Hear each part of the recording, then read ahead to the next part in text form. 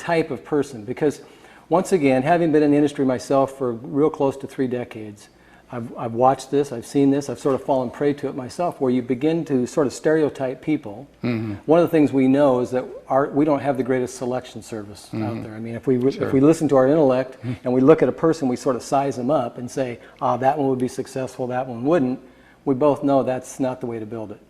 That said, most people would, when they first get into business, would sort of think, well, I know so-and-so who's a great salesperson. Right. And man, oh man, if I could get that guy in my business, things would really explode. Now, I know you have some real profound ideas about that, so I wonder if you'd just take a minute and talk about that. A lot of that is covered, of course, in the seminar too, but probably the biggest mistake people make in the business is they're out looking for salespeople. And when you think about it, why would you spend your time looking for the type of person who has the least chance of making it in your business?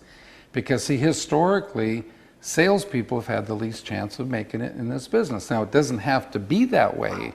And again, we cover that in the seminar, because if the salesperson is willing to learn this business, they can be huge, but they have to understand the difference between this business and the selling business. I see. And so I know when we had talked about this once before, you were talking about what sort of is the pitfalls, where a salesman might go out and do a lot of promoting, talking to different people, and sort of burn through markets and make it difficult. Maybe you can address that just a little bit. First of all, they present to people that it's a selling business, which it's not, because they can go out and make a lot of calls and people think it's selling. And so they can call on a lot of people real quick. And the problem is that the business is about duplication.